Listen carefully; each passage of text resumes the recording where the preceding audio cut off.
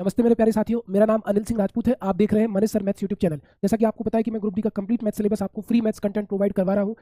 Complete math syllabus series के क्रम में आपको पता है कि हमारा नंबर सिस्टम हो गया है, बोर्ड मास हो गया है, डेसिमल हो गया है, फ्रैक्शन हो गया है, एलसीएम एचसीएफ हो गया है, रेशियो प्रपोर्शन और परसेंटेज हो गया है। आज मैं मेंसुरेशन स्टार्ट नहीं कर रहा, टाइम एंड वर्क नहीं कर रहा। आज का हमारा टॉपिक है टाइम एंड डिस्टेंस, समय और दूरी। इसको मैं पढ़ाने वाला हूँ। तो आप वीडियो को अगर प्रॉपर सीक्वेंस में देखेंगे तो 32,438 वैकेंसी में जो आपका नौकरी लेने का सपना है वो जरूर सफल होगा। प्योर कंटेंट है। इसके बाद मैं आपको रीजनिंग भी पढ़ाऊंगा। तो चैनल अच्छा लगा तो चैनल को सब्सक्राइब जरूर करना। तो चलिए गाइस, वीडियो को स्टार्ट करते हैं। जय महाकाल। तो क्वेश्चन शुरू करने से पहले सबसे पहले मैं आपको बेसिक करा दूं।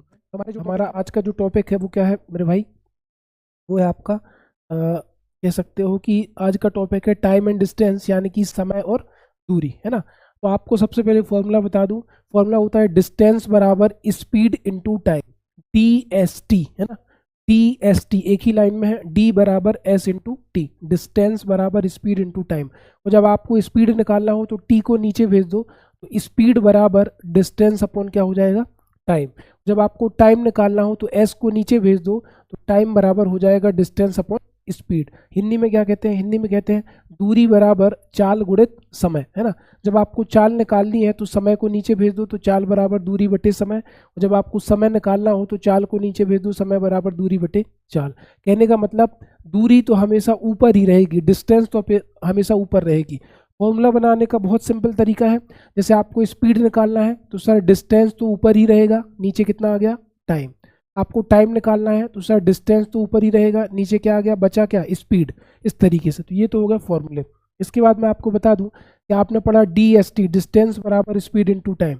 जब मुझे स्पीड निकालनी थी तो डिस्टेंस तो ऊपर ही रहेगा, नीचे टाइम आ गया, स्पीड बराबर डिस्टेंस अपॉन टाइम। यहाँ पर आपने देखा कि स्पीड और टाइम एक दूसरे के इन्वर्सली प्रोपोर्शनल है, चाल और समय एक दूसरे के व्यतिक्रमानुपाती है। कहने का मतलब किसी निश्चित स्थान पर जब मैं 100 किलोमीटर प्रति घंटा की रफ्तार से जाता हूँ तो मान लो मुझे केवल 15 मिनट लगते हैं, लेकिन उसी स्थान पर जब मैं 40 किलोमीटर प्रति घंटा की रफ्तार से जाता हूँ तो मुझे मान लो 1 घंटा लगता है। तो कहने का मतलब जब आपकी स्पीड ज़्यादा थी तो आपको टाइम कम लग रहा था। इन द सेम वे जब आपकी स्पीड कम थी तब आपको टाइम ज़्यादा लग रहा था। तो चाल और समय एक दूसरे के व्यतिक्रमानुपाती होते हैं। जैसे मैं कहूँ कि A व B की चालों का अनुपात, स्पीड का जो अनुपात है वो 2:3 है। कितना है, 2:3। तो जो लगने वाले समय का अनुपात होगा, T1 अनुपात T2 होगा, वो मेरे भाई कितना हो जाएगा, 3:2। 2:3 का जस्ट उल्टा। अब कहने को आप क्या कह सकते हो, जिसकी स्पीड 2 है वो 3 समय ले रहा है, स्पीड टाइम, तो 2 3 6। जिसकी स्पीड 3 है वो कम समय ले रहा है, 3 दूनी 6। दोनों कंडीशन में जो डिस्टेंस है वो कैसी ट्रेवल हो रहा है, बराबर। तो चाल और समय एक दूसरे के उल्टे होते हैं। अगर स्पीड का अनुपात 2:3 होगा तो समय का अनुपात कितना होगा, 3:2। अगले पेज पर चलते हैं। हमारी जो चाल है वो किलोमीटर प्रति घंटा में, किलोमीटर प्रति घंटा का मतलब 1 घंटा में इतने किलोमीटर गाड़ी चल रही है। जैसे मैं कहूँ मेरी बुलेट की जो रफ्तार है वो 70 किलोमीटर प्रति घंटा है, मतलब मैं 1 घंटे में कितना जा सकता हूँ, 70 किलोमीटर। यहाँ पे लिखा हुआ मीटर प्रति सेकंड, जैसे 10 मीटर प्रति सेकंड। एक चूहा 1 सेकंड में 10 मीटर भाग सकता है, इस तरीके से। तो जो किलोमीटर प्रति घंटा है वो 18 का मल्टीपल है, 18 का गुणज है। 18 एकम 18, 18 दूनी 36, 18 तिया 54, 18 चौको 72, 18 पंचे 90, 18 छक्के 108, 18 सत्ते 126, 144, 28 नंबर 162, 28 धाम 180। और मीटर प्रति सेकंड है वो 5 का मल्टीपल है, यानी कि 18 किलोमीटर प्रति घंटा 5 के बराबर, 36 किलोमीटर प्रति घंटा 10 मीटर प्रति सेकंड, 54 किलोमीटर प्रति घंटा 15 मीटर पर सेकंड, 72 किलोमीटर प्रति घंटा 20 मीटर प्रति सेकंड। ये आमने सामने के आपस में बराबर हो जाएंगे। आगे चलते हैं कि किलोमीटर प्रति घंटा को मीटर प्रति सेकंड में बदलना। यहाँ से तो आप डायरेक्ट बता सकते हो। अगर मैं आपसे कहता 72 किलोमीटर प्रति घंटा कितने के बराबर होगा, मीटर प्रति सेकंड में, है ना। आपको बताना है 72 किलोमीटर प्रति घंटा मीटर प्रति सेकंड में कितने बराबर होगा। तो 18 चौको 72, इन द सेम वे 5 चौको 20। तो आप कहोगे 18 किलोमीटर प्रति घंटा 20 मीटर प्रति सेकंड के बराबर होगा, क्योंकि ये 18 का गुणज है, ये 5 का गुणज है। मैं आपसे कहूँ 108 किलोमीटर प्रति घंटा, 108 किलोमीटर प्रति घंटा कितने मीटर प्रति सेकंड के बराबर है, तो 18 छक्के 108, तो 5 छक्के 30। आप कहोगे सर 30 मीटर प्रति सेकंड, क्योंकि ये 5 का गुणज है और ये 18 का मल्टीपल है। मैं आपसे कहूँ कि 90 किलोमीटर प्रति घंटा कितने के बराबर है, तो आप कहोगे 18 पंचे 90, तो 25 मीटर प्रति सेकंड। अब आप विश्वास नहीं मानोगे, बिल्कुल सीधा सीधा क्वेश्चन मेरे पेपर में आया कि आप बताओ 54 किलोमीटर प्रति घंटा को 54 किलोमीटर प्रति घंटा को मीटर प्रति सेकंड में बदलो। तो आप कहोगे सर 18 तिया 54, 5 तिया 15। हमारा जवाब कितना आ गया? 15, क्योंकि आप मेरे स्टूडेंट हो, आपने बिना सॉल्व करे बता दिया। लेकिन इसको सॉल्व कैसे करते हैं आपको ध्यान रखना है। 54 में मैं गुणा करूंगा किसका?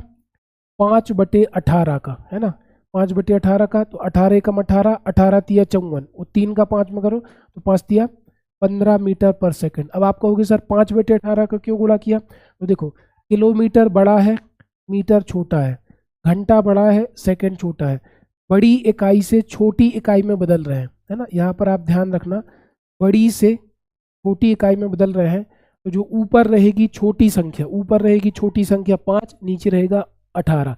अगर बड़ी इकाई में बदलते तो ऊपर बड़ी संख्या 18, नीचे 5। एक सवाल और देख लो, जैसे मैं आपसे कहूँ 144 किलोमीटर प्रति घंटा को मीटर प्रति सेकंड में बदलो, कैसे करते हैं? आप कहोगे सर 144 गुणित 5/18, 18 एकम 18, 18 अट्ठे 144, और 8 पंचे 40 मीटर प्रति सेकंड।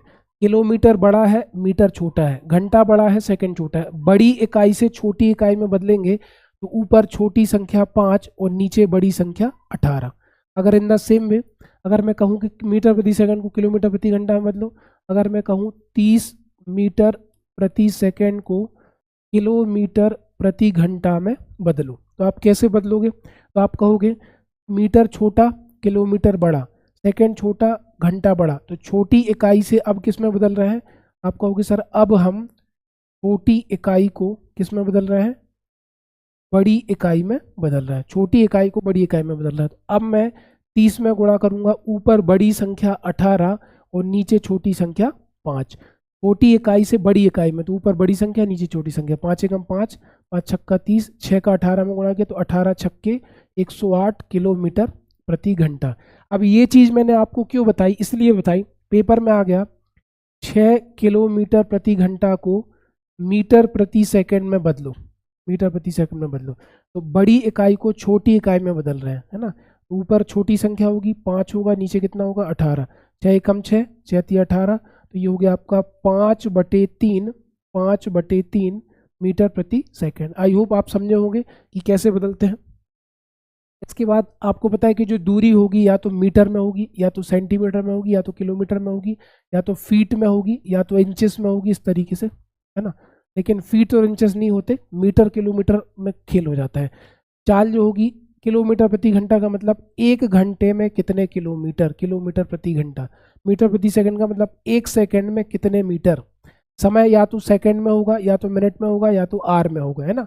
सेकंड यूनिट समय की इकाई होगी, जैसे मैं कहूँ 49 सेकंड तो आप समझ जाओगे समय है। जैसे मैं कहूँ 15 मिनट तो आप समझ जाओगे मिनट है। जैसे मैं कहूँ 1 आवर तो आप कहोगे ये क्या हो गया? आपका घंटा। अब एक चीज़ और याद रखना, जैसे मान के चलो मैं कहूँ, अगले पेज पर चलते हैं, कि जैसे आपको 15 मिनट को घंटे में बदलना है ना। 15 मिनट को कितने में बदलना है? घंटे में। तो आपको पता है छोटी इकाई को बड़ी इकाई में बदलने के लिए क्या करते हैं? हम जानते हैं 1 घंटे बराबर होता है सर 60 मिनट। 1 घंटे में कितना होता है? 60 मिनट। 60 को अगर मैं नीचे भेज दूँ तो हो जाएगा 1/60 घंटा बराबर 1 मिनट, है ना। यानी कि मिनट को मुझे अगर घंटे में बदलना है तो किसका भाग देना पड़ेगा? तो जब भी छोटी इकाई से बड़ी इकाई में बदलते हैं ना तो भाग देते हैं। मिनट छोटा है, घंटा बड़ा है, छोटी इकाई को बड़ी इकाई में बदलते हैं तो भाग देते हैं। तो आप क्या करोगे? 15 में 60 का भाग दोगे, है ना। तो 15 एकम 15, 15 चौको 60, ये कितना हो जाएगा आपका? 1/4 घंटा। इसके बाद मैं आपसे कहूँ कि 12 मिनट को घंटे में बदलो। 12 मिनट को किस में बदलो? घंटे में। तो आपको पता है कि छोटी इकाई को बड़ी इकाई में बदल रहे हैं और 1 घंटे में 60 मिनट होते हैं। तो 12 में 60 का भाग दे दो, 12 एकम 12, 12 पंचे 60, कितना हो गया? 1/5 घंटा। इसके बाद मैं आपसे कहूँ, देखना कि 72 सेकंड को मिनट में बदलना है। किस में बदलना है? मिनट में। फिर से छोटी इकाई को बड़ी इकाई में बदलना है। आप जानते हो कि 1 मिनट बराबर कितना होता है मेरे भाई? 1 मिनट बराबर होता है 60 सेकंड। 60 को नीचे ले आओ तो ये कितना हो गया? 1/60 मिनट बराबर सेकंड। यानी कि सेकंड को मिनट में बदलना है, छोटी इकाई को बड़ी इकाई में बदलना है, तो किससे भाग देंगे? 60 से। 72 में आप किसका भाग दोगे? 72 भागे 60, तो 6 दहम 60, 6 एकम 6, 6 दूनी 12, 2 पंचे 10, 2 इछिंग 12, 5 का भाग दो तो 5 एकम 5, बचा एक 1.2 मिनट। 72 सेकंड का मतलब क्या हो गया, 1.2 मिनट। तो इस तरीके से यूनिट का कन्वर्जन करते हैं। ऐसे ही मीटर को किलोमीटर में बदलेंगे, किलोमीटर को मीटर में बदलेंगे। अब देखो, जैसे मेरा घर ए है ना, और मेरा ऑफिस बी है। जब मैं घर से ऑफिस जाता हूँ तब मेरी स्पीड क्या होती है, x किलोमीटर प्रति घंटा, और जब मैं ऑफिस से घर वापस आता हूँ तब मेरी स्पीड क्या होती है, y किलोमीटर प्रति घंटा। तो आप कहो चाहे आप घर से ऑफिस जाओ, चाहे आप ऑफिस से घर आओ, उस कंडीशन में जो आपकी दूरी है ना, जो डिस्टेंस है वो क्या है, कांस्टेंट है। कांस्टेंट मतलब समान है ना, जो बदल नहीं रहा। दूरी क्या है, कांस्टेंट।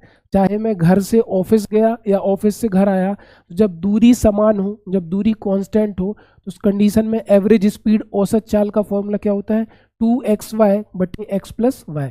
मान लो जब मैं घर से ऑफिस जा रहा था तब मेरी स्पीड थी 48 km/h, और जब मैं ऑफिस से घर वापस आ रहा था तब मेरी स्पीड थी 50 km/h। क्योंकि घर से ऑफिस आओ, ऑफिस से घर आओ, दूरी आपकी समान है, तो उस कंडीशन में एवरेज स्पीड क्या लगेगा, 2।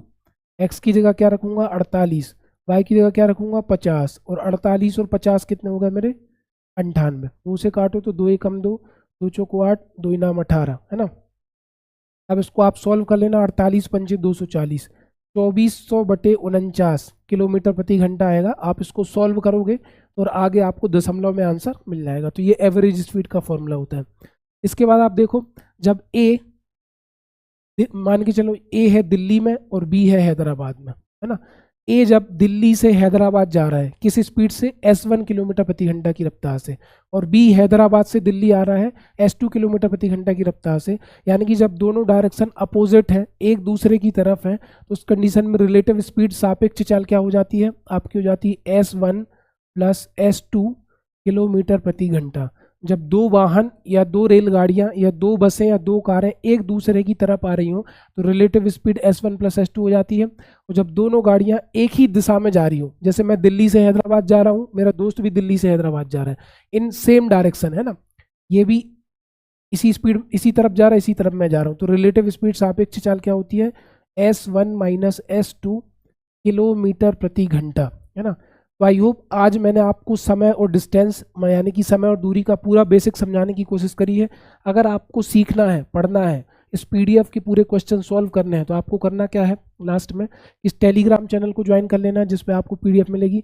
मेरे इस चैनल को सब्सक्राइब कर लेना है, और डेली 7 बजे मैं लाइव आता हूँ मेरे सेकंड चैनल पर जिसका नाम है मनीष सिंह राजपूत ऑफिशियल। तो गाइस मिलते हैं नेक्स्ट वीडियो में, धन्यवाद।